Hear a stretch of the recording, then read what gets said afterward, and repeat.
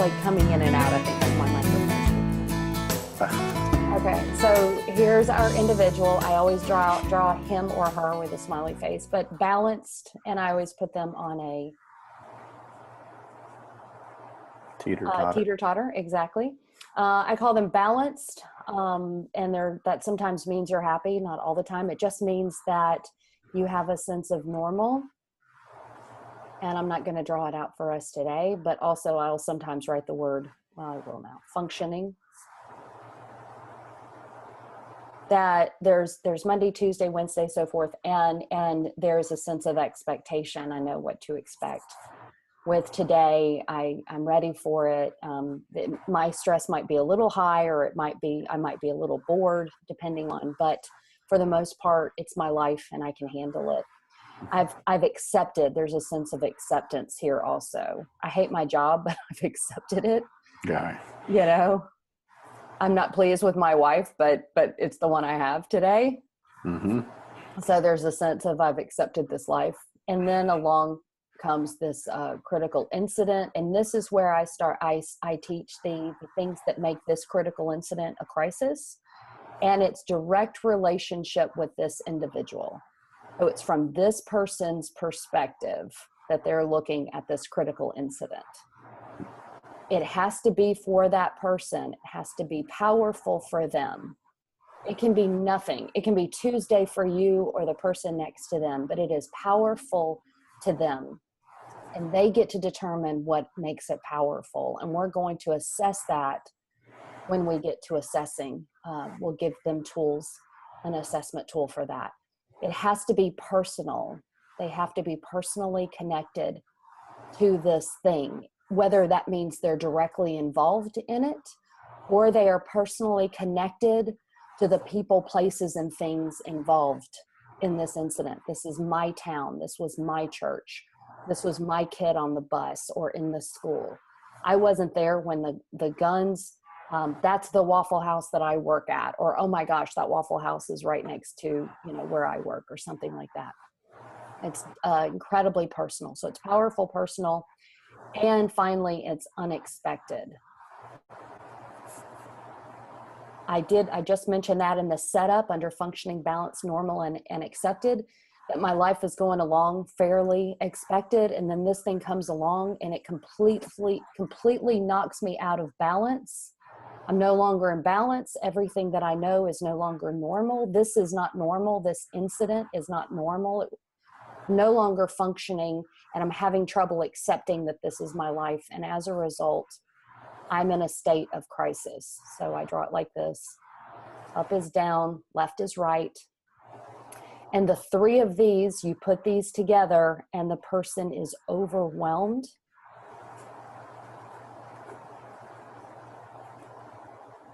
And it's this overwhelmment that I am certain is not a word, but I think we should CSS make it a word. Mm-hmm. It is the state of being overwhelmed that we call a crisis. This disruption or this disrupted state is the state of crisis.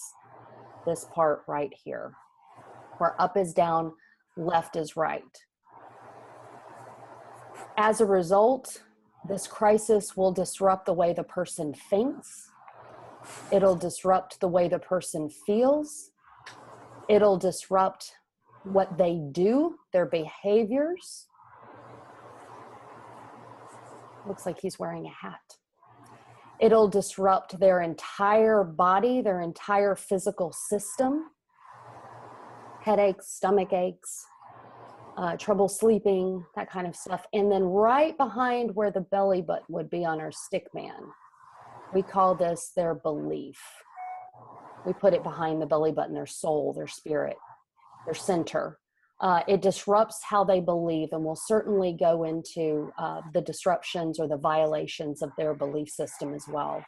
So their whole entire system of this one individual is in crisis. And you get multiple people involved in an event. Very unlikely that a crisis will just, or a critical incident will just negatively affect one person, because we're all connected. Even though this person may have been involved or seen the event or experienced the event, he or she may have 2 or 3, 5 or 10 different people that are personally connected to this individual. And so now they're disrupted in a way because it's personal to them as well. So you get a group of people involved, and now you have a group in crisis. You get more than if all these people are associated in an office, you have an office in crisis. If they're connected to a church, let's say a church shooting, you now have a church or a congregation in crisis, that kind of thing. So we're going to spend our time in this course just talking about this one individual. But this thing very quickly goes from one individual to multiple people in crisis. And then check your policy as far as your responsibility to that. And that's why we also, by the way, always encourage teams instead of just one person being crisis trained. We always want to have teams. So what's our responsibility as peers? So it starts out that this person has the sense of balance. And we always say when it comes to crisis intervention, someone once mentioned our job is not to get them, is to get them back. So they've gone through this critical incident. They're overwhelmed and massively in a state of distress. So they're out of balance. They're out of normal. Well, our job as crisis intervention, sometimes I'll draw it where we have a cape. And people always say that looks like a cockroach or something. So our job is to help restore that person back to balance, help restore that person back to normal, help restore that person back to a life that they can accept again. Here's the part though that we need to consider. And you and I just recently added this. The step between crisis and acceptance, that's a huge, wide gap, depending on the level and the severity of the intensity and the powerful, the unexpected. Depending on this, it could take months. For some people, it could take years to get to this place of feeling normal again, depending on the severity and the intensity of this event and how it took them out of the state of balance. So the gap between crisis and acceptance, or crisis and a returning to a state of normal again, is grief.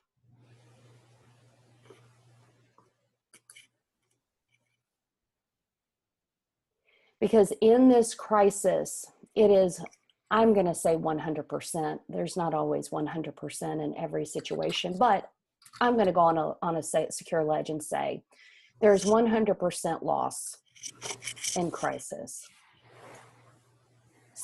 This person has lost something, and that's going to talk about when we go to our violations as well in our belief system.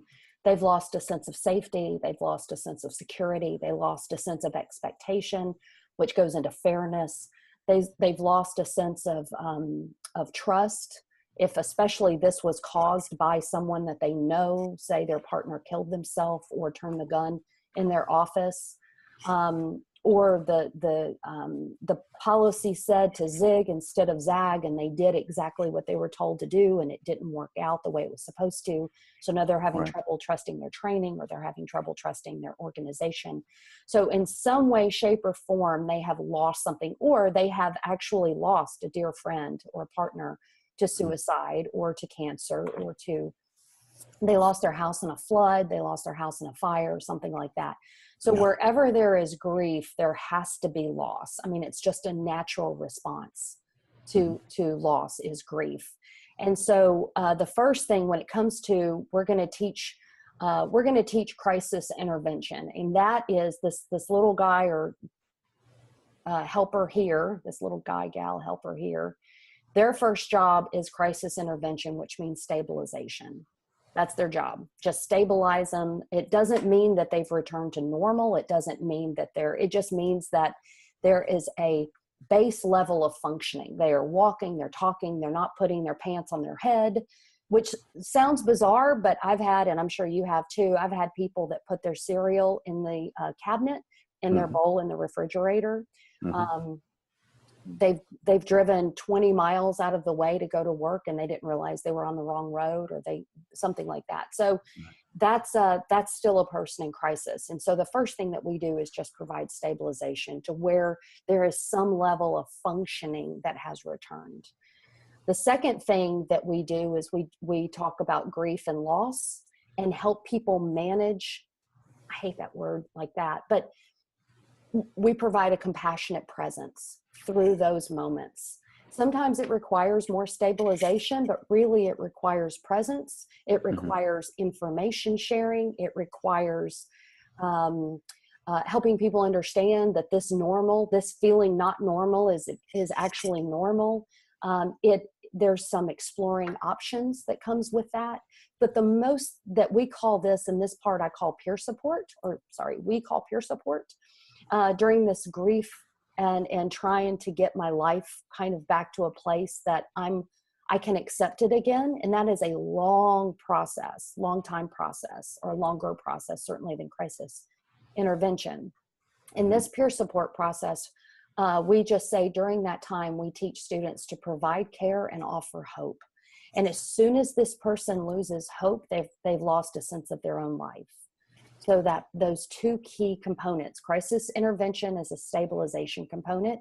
Grief and loss following a crisis is peer support 101, which is providing care and offering hope.